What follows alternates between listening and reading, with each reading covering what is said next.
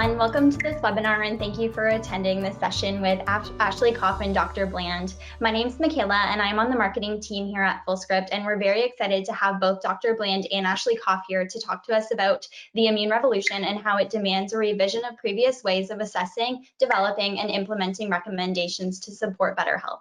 Before we get into this presentation, I just wanted to give a reminder that this recording will be sent out to everyone who registered. So if you have to leave early or would like to watch it again, you'll have direct access from your inbox. This recording will also live on Fullscript's website at www.fullscript.com/webinars, where you can access all of our past and upcoming webinars. Throughout the webinar, if you have any questions, please add them to the questions section in your GoToWebinar dashboard, and we will get to them closer to the end. So again, I would like to thank both of you for being here today. Ashley is a 20-plus-year award-winning personalized nutrition expert and strategic nutrition consultant with an early background in advertising as an advertising executive. Today, as the founder of the Better Nutrition Program, Ashley leads a team developing cutting-edge personalized nutrition tools and programs for practitioners to attract, retain, and optimize patient outcomes. We are also pleased to have Dr. Bland here with us today. Dr. Bland is one of Fullscript's medical advisory board members and has been an internationally recognized leader in the national medicine field for over 35 years. Dr. Bland founded the Institute for Functional Medicine, which is a nonprofit organization focused on educating healthcare practitioners on effective approaches for treating and preventing chronic disease. Dr. Bland is also was also the founder of the Personalized Lifestyle Medicine Institute, a nonprofit organization based in Seattle that educates practitioners in using individualized approaches of care. And with that being said, I'm now going to pass it over to our wonderful speakers to take it away, and I'll rejoin you closer to the end. Thank you so much, Michaela. And just a huge thank you to Fullscript for hosting us here today. I would say on behalf of both of us, we are so excited about this topic and to bring it forward to practitioners, all of you really being at the cutting edge of what we need to do in order to help our patients enjoy better health, and certainly to a big part of that is immune health. I'm sort of going to be our cruise director for today, so I will take us over to the slides and probably turn off my camera, and I'll come back when we get into the Q&A section and just give you a quick overview of what we're going to be talking about, and then I'll turn it over to Jeff, who is going to share, which I would say, Jeff, from like the first or second time we started talking about this and you shared the science for me, what I expect our listeners will experience today is what I experienced is that intuitively, I've been on this path, whether it was seeing what was happening with patients or what wasn't happening, feeling like there had to be more resources or a way to bring different aspects of what I understood to affect the overall body and overall immune health together. But it really wasn't until you put this science and these solutions together, that we're now bringing the solutions together, that it was like this aha moment. So I'm just so excited. You've throughout your career have brought so many ahas, and for anyone listening, just know this will be one of those. And because of that, I also want to make it clear that we will not just leave you hanging here today. There will be subsequent conversations that we will be able to invite you to. And through so much of the work that Jeff is doing at Big Bold Health, there are resources for you practitioners to learn more about this. So today is a taste of what is to come on that part. All right, let's take it away. Okay, so what we're going to go over today is why do we need an immune revolution? What supports a new concept that we're going to be talking about today, immuno rejuvenation? How do we assess a person's immune status? How do we then go about optimizing immunity in an era of personalization? And we also then want to understand that you, the practitioner, there's so many needs that your patient has. But do you need to be doing everything? Or said differently, we're very clear that you can't do it all. So we want to share with you resources and tools to be able to help you implement what you are learning today most effectively. All right, so that is going to bring me over to the introduction, the man who needs no introduction to this group, Dr. Bland, to really talk to us about why an immune revolution. So Jeff, I would love to just, right off the bat, I think one of the key pieces and big questions that I have for you is, help us understand the landscape and the progression of knowledge that we have today about immunity as a system, how maybe past experiences and practices of immune boosting we know that there's something better and what that is, and also how we bring this all together to support immunity, looking at nutrition and lifestyle choices together. Well, Ashley, thank you. And once again, it's such a pleasure to collaborate with you on this really important topic that I think has great impact upon everybody. As we've learned over the last few years with SARS-CoV-2, our country's immune systems collectively was not as good as we might have thought it to be, and wasn't as resilient. And so it begs the question, what can we do to improve our immunological protection, our resilience, and our vitality?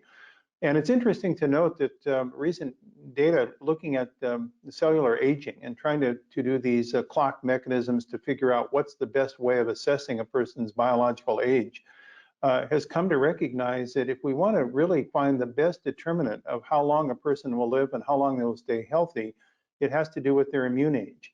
And if the immune age ages more rapidly than our age and birthdays, it's not a good sign for outcome, because it connects to virtually every chronic age-related disease and all the frailty conditions that we associate with geriatrics. So the immune protection, the immune vitality, immune resilience is critically important, not just for the defense against virus and bacterial infection, but for the whole range of metabolic conditions that are associated with age-related diseases, or let's just say chronic illness in general.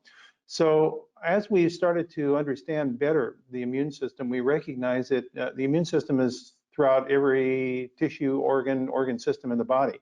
It's not just floating around in the bloodstream as white blood cells alone. Those immune cells are found active in even our fat cells. The macrophages that infiltrate our adipocytes masses, or subcutaneous and visceral fat, are talking to our fat cells and telling them and instructing them how to respond. So if the immune system is alarmed or imbalanced, it communicates that imbalance to our body fat, and then we have what we call angry fat, and angry fat is associated with the production of all sorts of inflammatory modulators that are associated then with chronic illness. So even the fat cells have communication with our immune system, liver cells, brain cells, obviously muscle cells also, our integrity ligaments and tendons are constantly being communicated with our immune system. So all of the kind of chronic related symptoms that we would think of, from dementia to arthritis to diabetes to vascular diseases to cancer, have some connection into alterations and dysfunction of the immune system. So to me, what's emerging is the immune system is kind of the gateway into understanding how a person can, in fact, achieve the levels of health and vitality they would like for a century of high-level living. And as we think about that, then we say, what's the general kind of concept that we've been born out of as it relates to the immune system? And it's this concept of boosting. And when you actually go to the literature and you ask the question, do nutrients actually boost the immune system, like certain drugs or certain vaccinations do? The answer is not really boosting, it's really normalizing or improving the function of the immune system. So this concept of boosting is maybe a little bit of a false term to be using. In fact, if you have an imbalanced immune system, say one that is already in a state of inflammation, we call it inflammaging, you wouldn't want to boost the inflammatory potential of that immune system. That could only aggravate the problem. What you want to do is normalize and improve the balance of the immune system to become more resilient. You'll want to get completely rid of inflammation, because inflammation is still a proper process for recycling dead tissues and defending us against injurious agents. But you want a balanced inflammatory system that is not overreacting, not underreacting. It has the proper termination signals that are related to these pro-resolving mediators. And it is properly then able to respond with activity in the appropriate way throughout all of our life, not only to external agents like infectious agents, but also internal toxic materials that may be inducing injury to our bodies. So the concept to me is not boosting. The concept is balancing. And balancing has to do with asking the question, how do we get there? And we get there by certain messages that are sent to our immune system. And the concept that our immune system is a receiver picking up signals from our diet, lifestyle, and environment may be a new concept for most individuals. Maybe most people think of the immune system responding to viruses or bacteria and then producing antibodies that have a memory effect, that we were once exposed to those. That's all a good part of the immune system, by the way. I'm not certainly throwing that away. But the immune system does much more than that. It also responds 24/7, 365 to both the internal and external environment by sending signals throughout the body as to how to respond, whether it's in a state of safety and health and function and leading a blissful existence, or whether it's a state of under siege and it has got the sense that there are foreign invaders or damaging materials present. This could be damaging molecules like glycotoxins or like transformed oxidative proteins. And therefore, the immune system will respond to those as well as if they are dangerous agent and produce an activation of the certain principles of the immune system, both the innate and the adaptive immune system that is associated with inflammation. So the key is to form a communication system in which we're in concert with our immune system. We are friends with our immune system, not enemies with our immune system. And that has to do not with boosting the immune system, but rebalancing it. And fortunately, over the last 10 years, it's been discovered that there is a process within our body's immune system for it to rejuvenate itself and to get rid of these damaged cells that some people call zombie cells, or cells that carry bad memories that produce this inflammatory personality, and replace that then with less with cells that don't have these bad memories that they're carrying and are more naive to produce the proper response, the balanced response to exposures. And that's obviously what we've been focusing on over the last several years, is trying to really understand how to use diet, lifestyle, and environmental modifications to really optimize a person's ability to rejuvenate their immune system. So they're forming balance with greater resiliency and greater function as it pertains to their ability to live healthily for a century or more.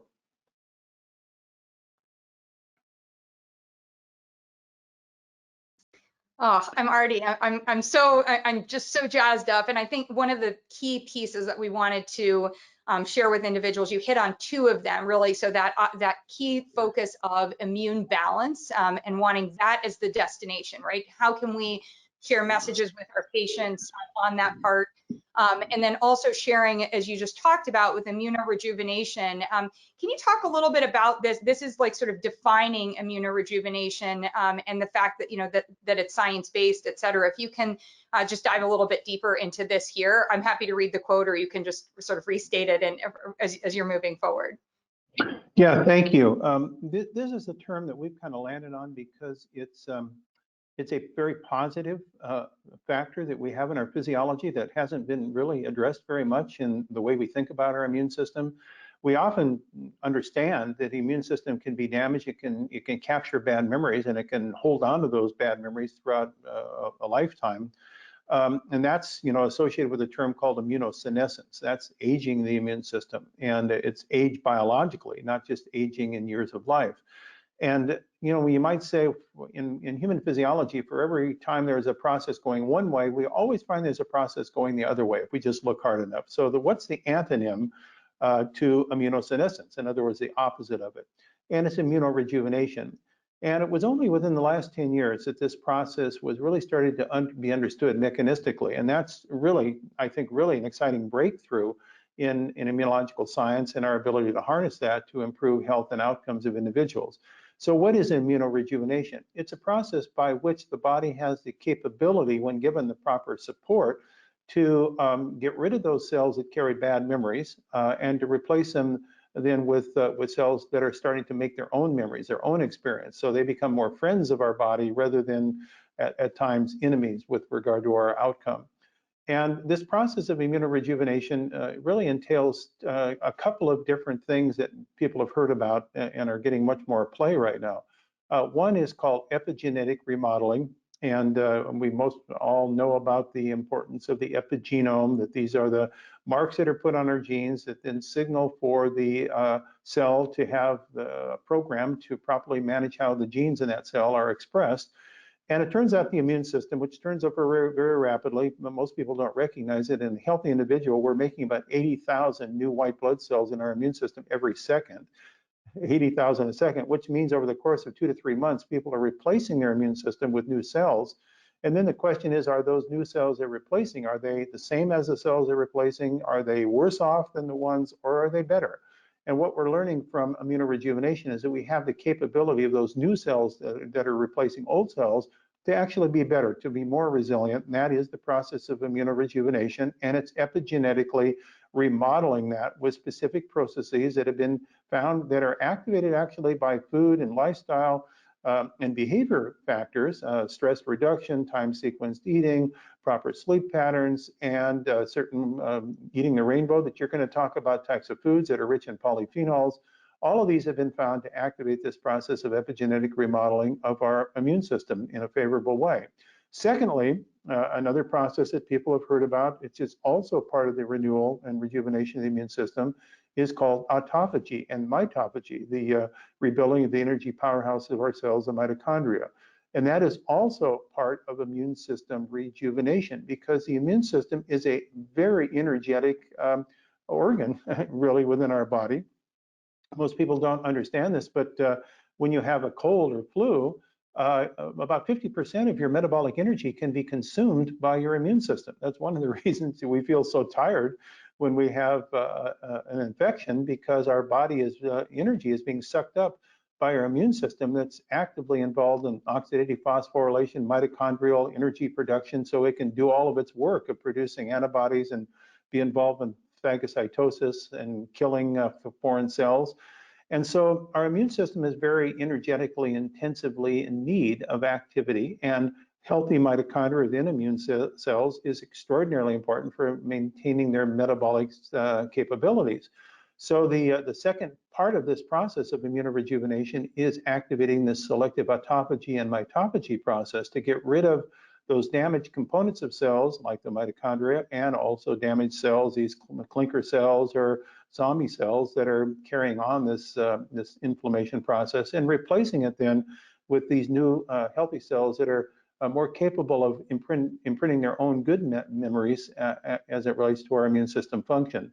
So this is a very science-based approach towards really harnessing this extraordinary new plethora of scientific discoveries about how to actually rejuvenate our immune system, not just boost, but rather rejuvenate it so it has this adaptive capability to respond favorably to, as we know, lifestyle variables that we don't always control, things that happen in our lives that our immune system has to come to grips with. Yeah, and I love too, just the rejuvenation in there just ties in so beautifully to, we know how often our patients are coming to us, and the yes and is always around aging, right? So, and this really allows us to dive in and help them understand that that play of how we support the body today is going to be indicative of how the body is able to respond moving forward, and also, you know, addressing aging. So thank you. I love that. All right. So I have the privilege of collaborating with you and your team to be able to turn this into so how do we actually go about and do this? And what we're going to learn today is that there are actually 3 pillars of immunorejuvenation when we look at the nutrition and the body understanding that. So we want to explore those 3 pillars, but those are also in a bigger context of overall nutrition and lifestyle choices. So what we want to be thinking about is that, and you all know this, I think this is just really how do we put this into practice,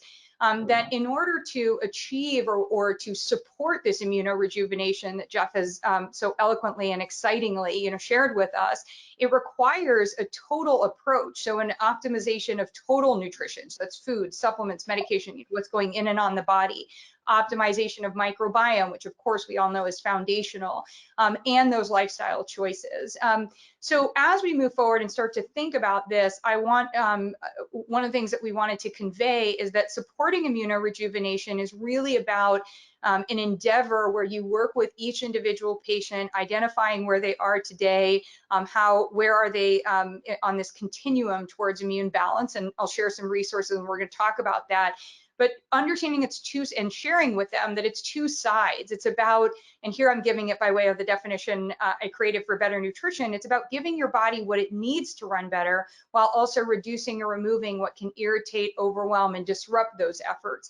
So as we really dive into immunorejuvenation further, so much of this is about helping somebody understand the power of each of their choices, that their choices are going to help support the body, and that their choices, as we know, can sometimes make it harder for the body to experience immunorejuvenation and overall to help them achieve their individual health goals. And one of a very easy way, something that can make it very approachable for every individual, is to start off with just looking at the rainbow. And we're going to get into the role of polyphenols as one of the pillars of immunorejuvenation. And one of the reasons I start with the rainbow is this should feel so doable for anyone. This isn't something that somebody that feels like it's only for available to certain individuals, or you have to go have certain type of testing. So just even in evaluating your intake of colors, we're going to be able to see, are there opportunities for us to upgrade your intake to be able to support immunorejuvenation. Going a little bit further into it, as I mentioned, we actually want to dive into this, and I want to bring this back to Jeff. So in the whole world of nutrition and lifestyles I was just talking about, it really is about the balance in your choices, right? That your body gets these signals, and if we can signal more favorably consistently, then the body has more of what it needs to lean towards, to better health. But as we specifically look at immunorejuvenation, you and your team have actually identified 3 pillars: the polyphenols, omega-3s, and for microbiome, really looking overall at microbiome, but very specifically pre and probiotics. So I'd love for you to share a little bit about how you arrived at those 3 pillars, and we'll dive a little bit deeper into them for a moment. Yes, thanks, Ashley. So this has been part of our kind of discovery process, and it's been actually, I think, quite fascinating for us just to watch how this field is weaving the story as we go forward. When we first started into this discussion of immunorejuvenation and was looking at the emerging literature in the process of autophagy and mitophagy and epigenetics of the immune system, we recognized that there had been quite a bit of work done by really excellent immunologists trying to develop a pattern or profile of how the immune system, both the innate immune system and the adaptive immune systems, as well as the T lymphocyte crosstalk system, were interrelated and intercommunicating, and how that related then to factors that were engaged in their lifestyle and their diet and their environmental factors. And that took us into a pretty big deep dive, because each of those words that I just used has a body of literature surrounding it that represents many investigators around the world that are now trying to understand it and at a much deeper level the complexity of the immune system and how it's influenced by these various factors. I think in a broad brush, if I was just to summarize, the exciting news is that probably the most significant variable we have at hand to improve our immune system through all these mechanisms that are being discovered, this network of biology, happen to be associated with our lifestyle and our choices that we make. So that's the good news. I call that the science of hope, because it tells us that there are things that we actually can do to turn back some of these processes of an aged immune system that is not necessarily our friend, but speaking a little bit to us in ways that are creating outcomes that are not so desirable. And so as we started to dig deeply into this, we recognized that there were specific ingredients within our diets, specific components that more and more kept coming up in the literature across different disciplines. When you start seeing the same thing across different disciplines, you start saying, oh, there's some central important feature here that we should be paying attention to. So whether it was a food science researcher, it was a person looking at basic phytochemicals in foods, it was an immunology researcher, it was a cardiovascular researcher, it was someone looking at gut immune system function. Across all these different areas, we saw certain things that were converging onto 3 principal things that move the needle. things that really had direct and significant effect upon the biological mechanisms associated with immune cell rejuvenation. And so that led us into first understanding the important role that phytochemicals play as this kind of mystery family of ingredients within foods that, in processed foods were often thought to be irrelevant, so you could take them out. Who cared about them? They only produced off flavors in white foods, white sugar, white flour, white fats. Let's get rid of any of these other kind of funny things called phytochemicals.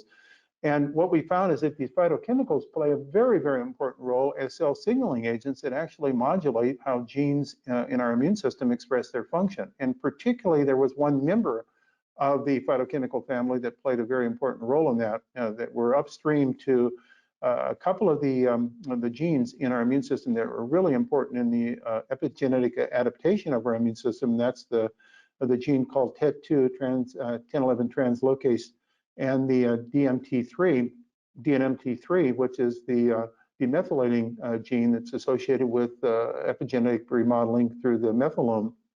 And those two genes were heavily influenced in their expression in the immune system by a class of phytochemicals that are called polyphenols. These are members of the flavonoid family.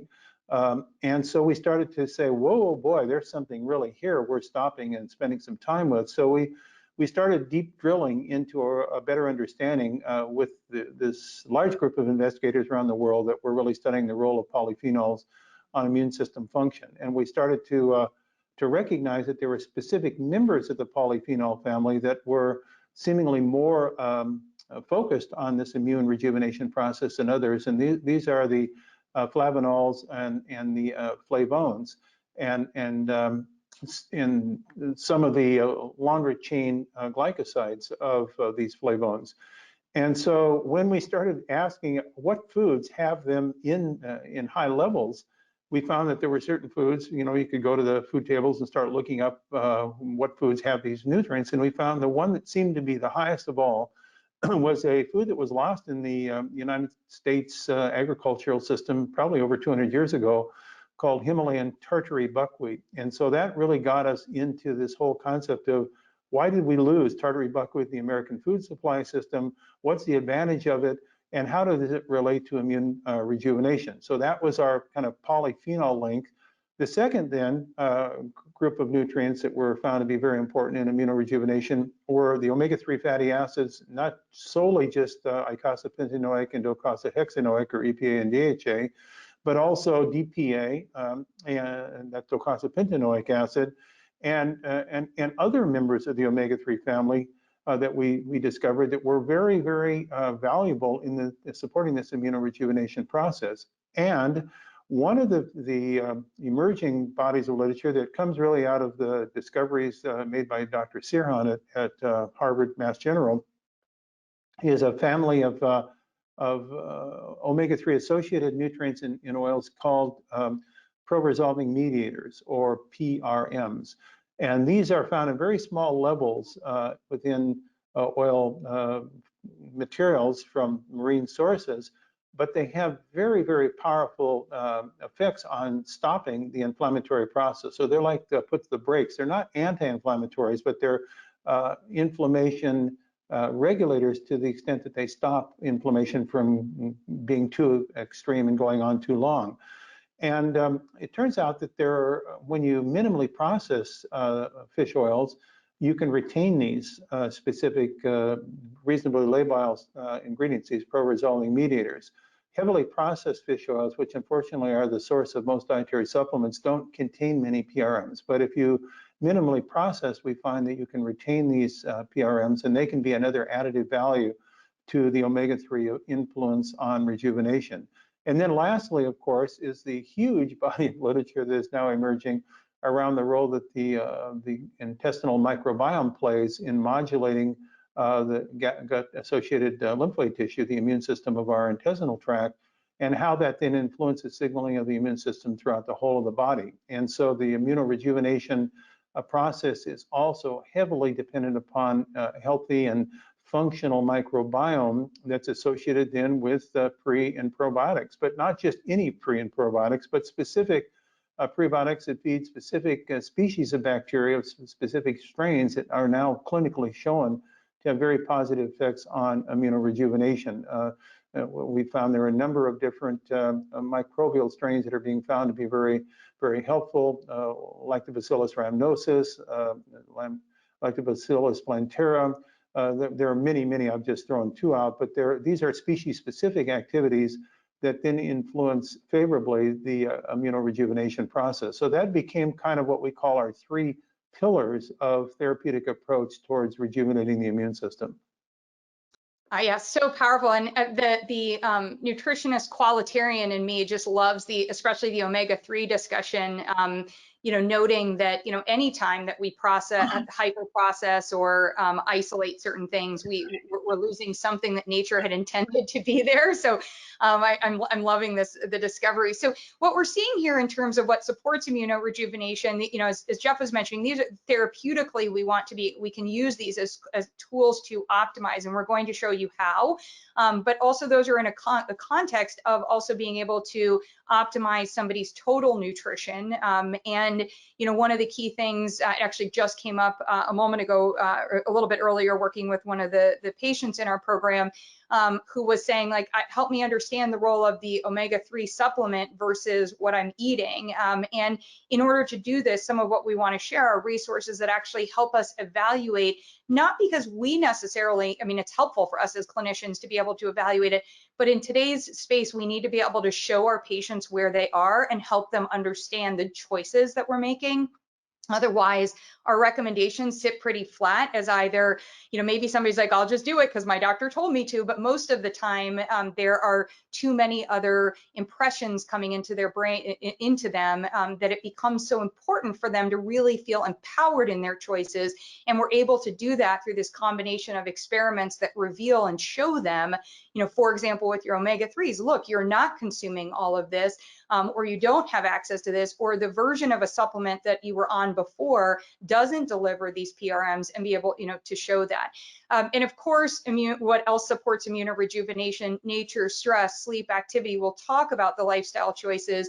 And if you're like me, you can already start to be thinking about, wow, this is a heck of a lot that I've got to be both working with my patient on, and then also for them to be working on how can we make this doable to achieve this immunorejuvenation.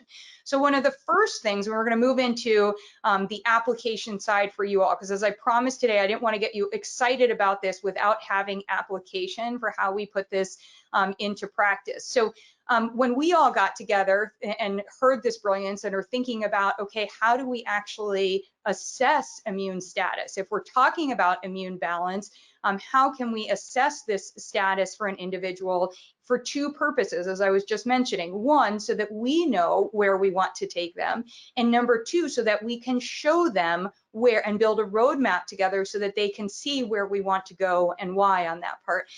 So what we have and what we want to share for you today, and everybody who has registered can get for free. This is a tool that you can use in your practice, where you have a comprehensive tool for Immunity Plus evaluation. This is going to go through things like labs and biometrics. It'll go through general health questions. This is meant for the patient to fill out. They may not, the lab information you may choose to fill out, or they may fill it out just on their own with what they know that they've had, what information they have. We're also going to ask questions about how they perceive their health, then also questions about their health reality. So what are their complaints? What diagnoses are they aware of? And then we absolutely have to dive into total nutrition. We have to ask them questions about their food, their supplements, their medication. And then we're also going to ask these questions about lifestyle, nature, stress, and connection. Why do I love evaluations like this? And that is not 15 pages, it's like 2 pages long, because in this instance, somebody now understands everything that Jeff has just shared with you at a high level clinician focused conversation around immunorejuvenation. Your patient is now going to understand that all of these things impact this immunorejuvenation. So if their goal is immune balance, as we've talked about, what we need to be looking at is you as a whole person, and the work that we're going to do together is going to be to explore all of this. Jeff, I don't want to take too much time here because we do need to move on, but I was wondering in terms of, as we sort of put this together, I know that we bounced around a lot of different, labs and biometrics and different questions. And to me, I think that's one of the really exciting parts of immunorejuvenation is that you're looking at you're assessing the person in totality. Are there any of the labs and biometrics that really stand out that you feel like may be more unique to immunorejuvenation, or that maybe historically we haven't looked at and tied to immunity, and that now are so important for doing so? Yes, thanks, Ashley. That's a really important question, and one that probably we could deep drill at some That's length. right. So I'll just give the top line here. Things like our complete blood count with differential, which we often just gloss over, becomes pretty darn important, because the neutrophil to lymphocyte or neutrophil to platelet ratios give us some interrogation of the state of our immune system related to our immune identity. If you have an elevated neutrophil to platelet ratio, that suggests then that you have an activation of your innate immune system, and that then produces more inflammation potential. If you have a too low level of your neutrophil to platelet or neutrophil to lymphocyte ratio, now it suggests you have an underly active innate immune system, which is your first line of defense, and you want to be on some kind of program that then would support the immune identity of what we call imbalanced low-grade immune innate dysfunction. And so we can use that as kind of a marker. Uric acid is another interesting one. We think of it in terms of gout, but actually uric acid also is an indirect reflection of some immunological status, individuals with either too high or too low uric acid. Another is just going back to the inflammation type of assessment tools like high sensitivity CRP, a ferritin, that tells us something a little bit about the inflammatory status of the body. And then we talk about elevated A1C. What role does glycosylation and glycohemoglobin play in inflammation and immune system dysfunction? And that's another important role to tell us that we've got some relationships to the way our body's managing glucose and insulin system function that ties to our immune system. So these would be some examples of how we might use, with a different lens, some of the traditional methods that we study clinically through more of the immune system perspective. Yeah, I love it. And what I love so much about this is, depending on your scope of practice and how you're working with someone, we're seeing this. But then if you also dive into general health questions, I was just reading an excerpt from Dr. Gabor Mate's new book around the myth of normal. And you see in here, we have to ask about trauma in an individual's lived experience today, right? In order to understand fully what their body is experiencing, and also in order for us to be able to have a better context for that roadmap and those recommendations. So I'm really excited about this, and also excited to bring it to all of you. We also have another tool that you can use for your patients, or for those maybe where you're trying to, even in the early stages, as maybe if they're becoming your patients and you want to have a conversation. So Big Bold Health has developed the Immuno Identity Quiz.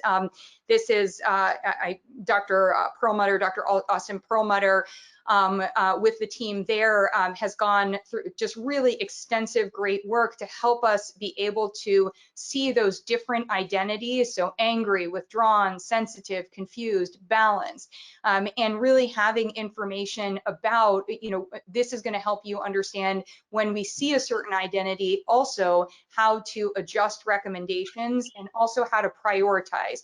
The name of the game, and as we all know in outcomes, is, and also in, quite honestly, cultivating lasting patient relationships, is prioritizing so that we have impact. And then from that impact, we're able to generate enthusiasm, and also to start to see how we can get some feedback to see how we can help support somebody moving forward.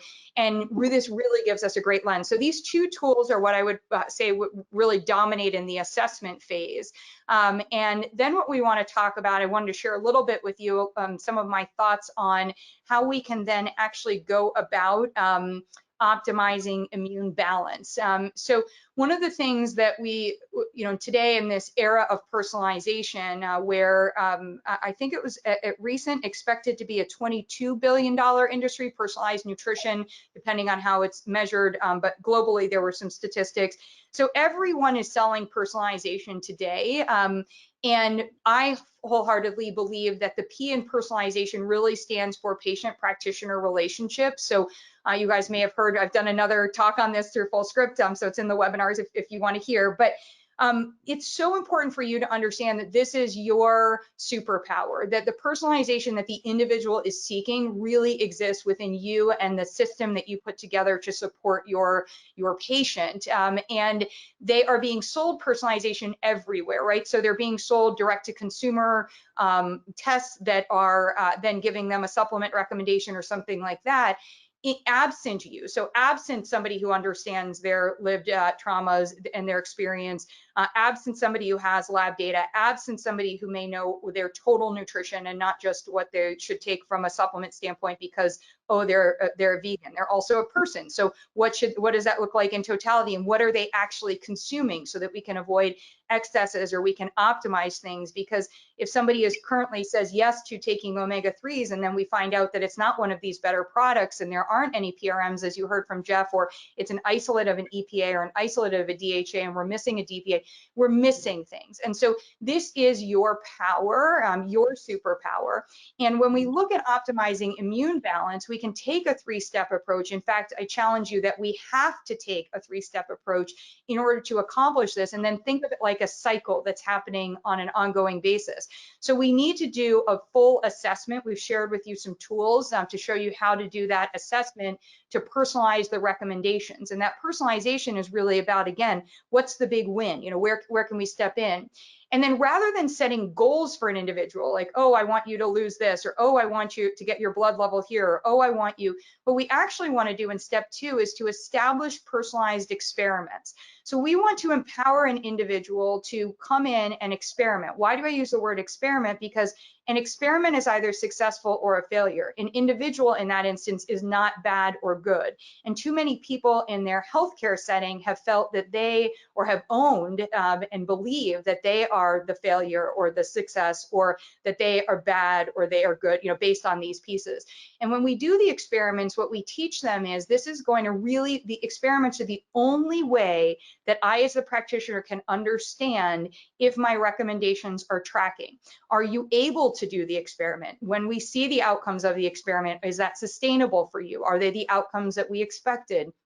And from there, we move into this phase 3, which becomes the work that we do with them in an ongoing capacity, which is what I like to call the R&R. Like, can't wait to get to the R&R with you, but the reassessment and the refinement. So this is going to be the space where, as I'm moving into optimizing your immune health, trying to work with you on immune balance, focusing you in on the benefits of immunorejuvenation, I'm going to be able to reassess based on the experiments that you've done, based on the time that has passed, based on where you are, and then also refine recommendations. So this is our 3-step process in order, to be able to move you forward.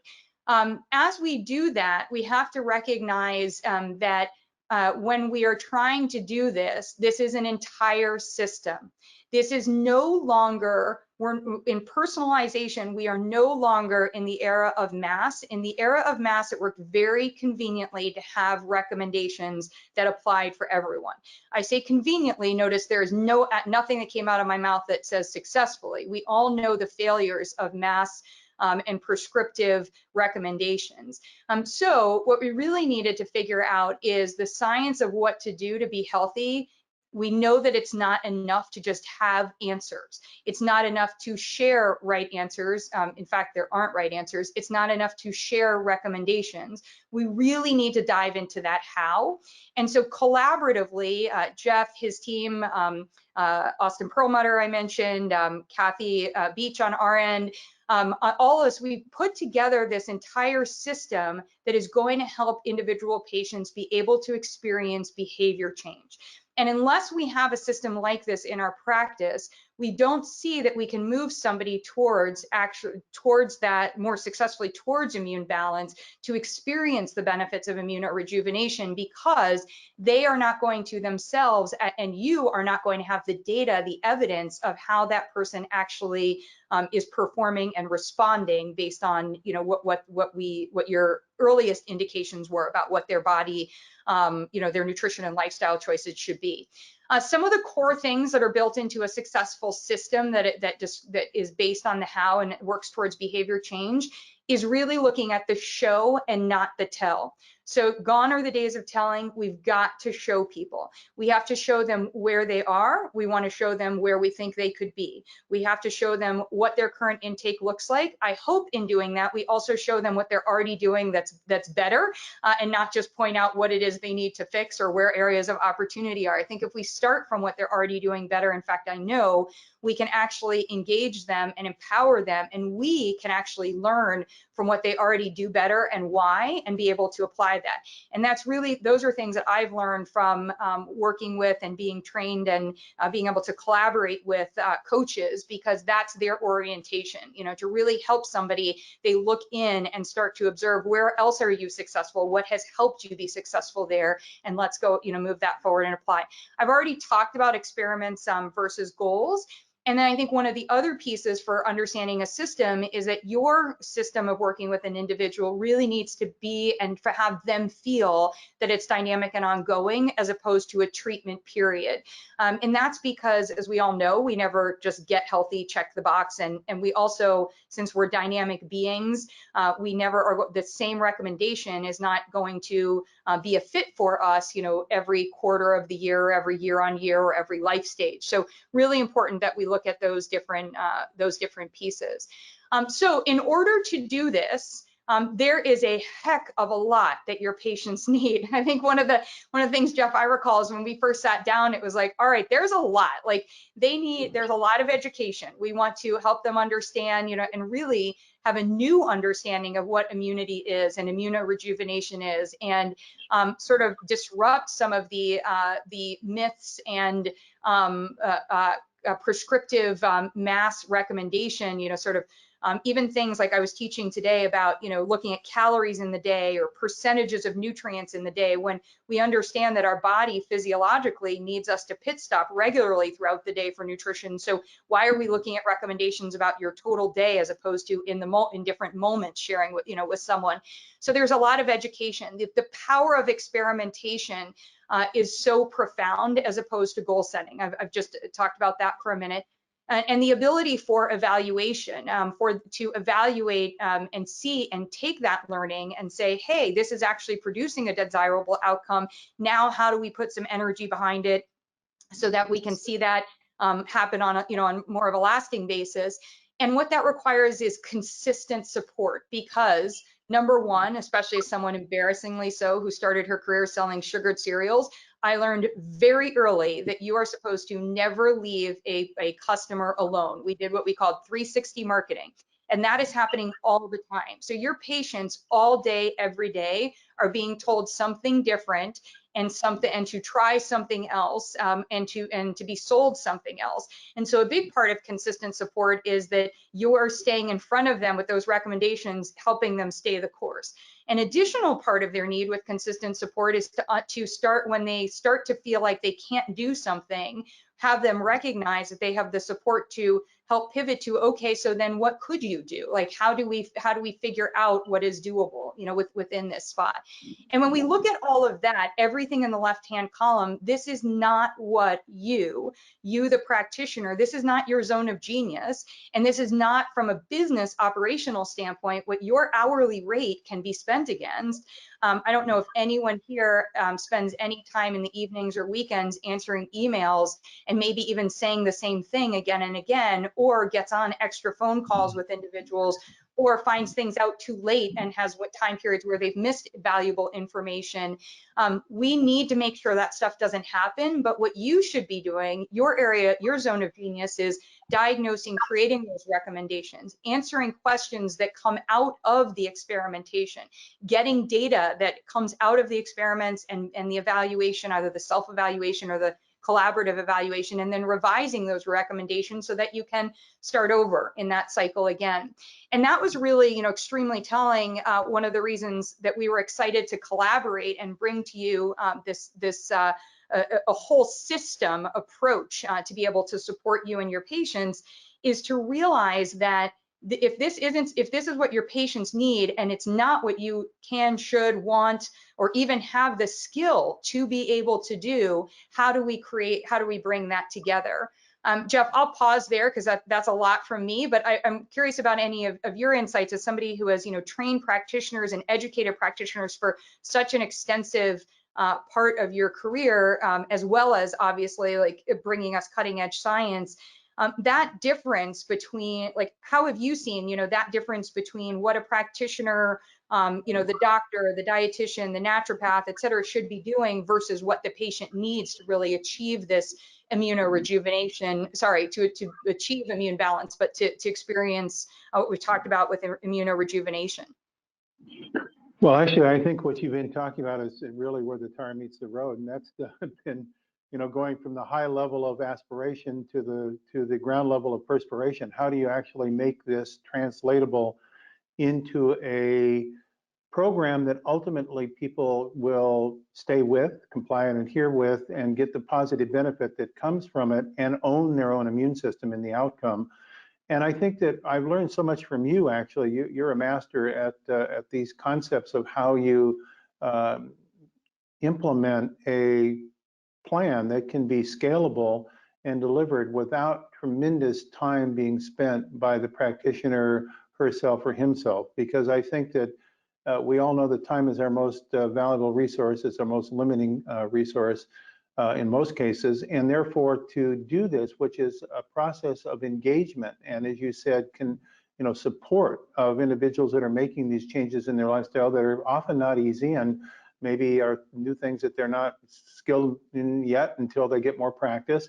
So making it approachable, fun, and an achievable outcome without eating up the precious time of the practitioner is that's where the secret sauce is, or that's where the golden outcome can come. And that's why I think it's been so exciting for us at Big Well Health to work collaboratively with the BNP team and your expertise in really matching together what this exciting new science of immunorejuvenation is telling us into a program that can be managed kind of in a virtual session with counseling that you and your skilled individuals can provide to take the burden off the shoulders of the practitioner, but make them stars in their own practice as people start to move their immune system imbalances towards balance with higher resiliency. So to me, what you've talked about is the translation of all the opportunities into a executable program that really can be scalable and deliverable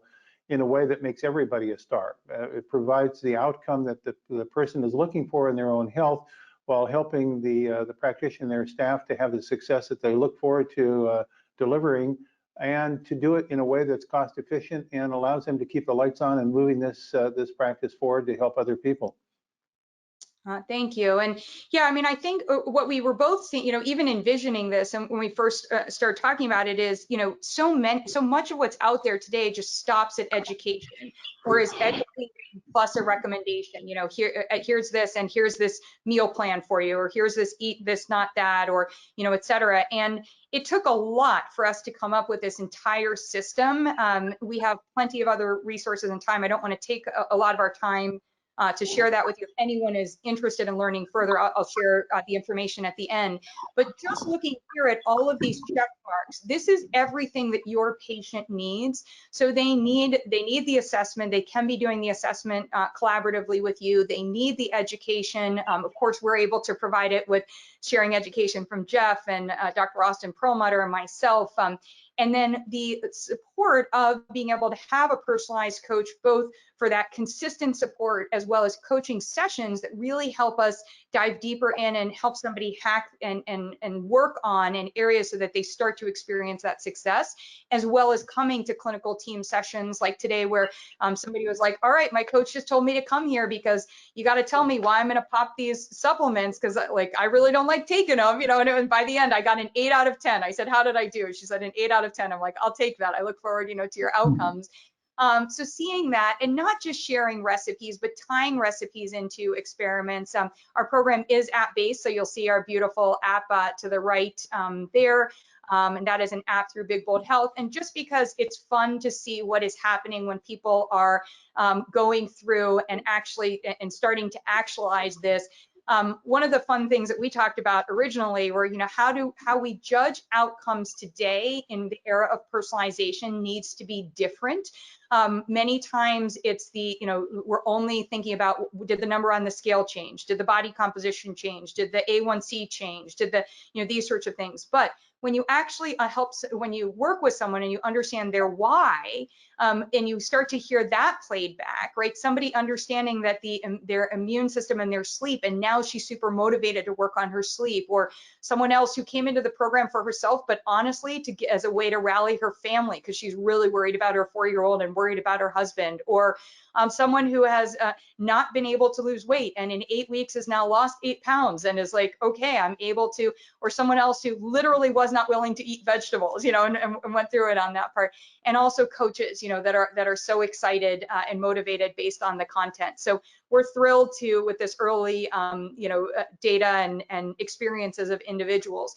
So I want to get into the Q&A, and I just want to share that we do have some next step. We are doing a small beta round of 20 participants. So if this seems like it's for you, or if you want to share the link with someone else, we do have the program. They would need to sign up, and it's at wholesale cost, which also includes the 3 pillar products, the polyphenol, the Himalayan tartary buckwheat, Rejuvenate, the HCB Rejuvenate, omega-3 Rejuvenate, and also the microbiome product, a 3-month supply of each of those. It also includes these evaluations, the coaching, all the different aspects of the program. So all of that at the wholesale cost. And for anyone attending today who wants any of the free resources that I mentioned, please head to thebetternutritionprogram.com/the immune revolution, and you'll be able to see more information about that. If you have any questions, please also just hit, you know, a comment there. I think we have a, what do you call it, one of those chat bots or whatever, and so we're happy to have a conversation with you. Just, I know I had to move through this pretty quickly, but we would really encourage you to number one, identify for yourself how you want to go down the path of bringing in this topic to your patients, but also what type of support, you know, can you additionally benefit from, so that you're not thinking, I'm going to do all of this and I literally, the practitioner, am going to do all of this. That's definitely not what we have set up for you here. And then the second part of this, as I mentioned at the beginning, is we also will have additional conversations around this topic and more learning coming that's specifically targeted towards practitioners, as well as information that will be available for your patients or your prospects towards the end of this year and starting in the new year. So be on the lookout for that, and you can sign up both at Big Bold Health and also at the Better Nutrition Program on emails, where you can learn more about that. So we do have, and you know what? I just realized as I am on here, that is the wrong email. It should be hello@thebetternutritionprogram.com. So let me move to questions, and I will, I'll correct that really quickly, and we can send it out correctly in the email. Michaela, should I turn it back to you for questions? Yeah, thank you so much for that really informative presentation. That was great. So we have a couple minutes and we have a few questions that came in, so we can shift into the Q&A now. So the first question that came in says, my white cell count is always low, around 3 to 3.3 for at least the last 5 years now. For a person who has a good diet and lifestyle, what can I do to raise my white blood cell count? Jeff, are you wanting to take that? That's right. Yes. Yeah, I think Go that's ahead, Jeff. I think that's a very interesting question. And of course, I want to be cautious here that I don't get into in a diagnosis of treatment, because when we say low, it always then begs the question, how low? and is it low enough that we would be really concerned, or is it just a functionally low level? But we do know that the white cell count or your immune system activity is dependent upon specific types of activators. Some of these are members of the beta-glucan family. In fact, in our microbiome Rejuvenate product, we have a very interesting microcellular algae beta-glucan natural product that is known to support proper innate immune system function, and it has been proven clinically in human trials to actually reduce cold and flu season infections. So I think that there are some things that one can do to, I don't want to call it activate, but normalize immune system function that are part of this, this program that we're describing. Again, remember the whole focus here is on immune balance. We're not trying to either boost or suppress, we're trying to rebalance through immunorejuvenation. So I would say there are components of our program, the PRMs coupled with the beta-glucans, coupled with the polyphenols, all of which then can have this positive impact upon immune cell differentiation and immune cell function. Awesome. Thank you for that, Dr. Bland. This next question here is for you, Ashley, and I've got quite a few messages coming in about this, but can you briefly talk a little bit more about the Better Nutrition Program coaching program? Sure. And what I think would probably be better for anyone on that part would be to direct you to just email us, hello@thebetternutritionprogram.com, and I'm happy to share it. But we collaborate. We do not train coaches. We're not a certifying body. We collaborate with, in particular, like Functional Medicine Coaching Academy, et cetera. We source coaches, and then the coaches come and work under BNP, and they're disseminated through programs or to support practitioners. So we create that collaboration, and then we oversee, our clinical team oversees the coaches.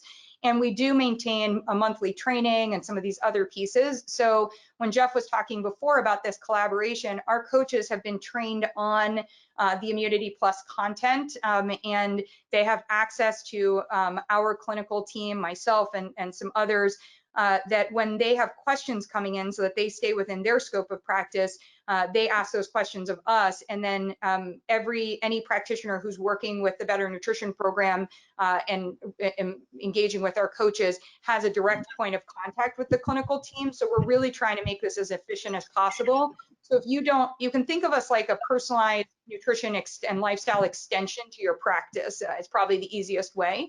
But I'm happy to take those questions are probably better one-on-one, either through a demo or just if you want to email us, I can also give you a call and chat about it. Great, thanks so much for that, Ashley. So it looks like that wraps up our questions for today. So again, thank you both Ashley and Dr. Bland for being here with us today. We really appreciate this. Just one more quick reminder that you will receive a copy of this recording in your inbox in the coming days, so keeping an eye out for that. And then you can also find all of our webinars on fullscript.com/webinars. So once again, thank you all, and I hope to see you next time.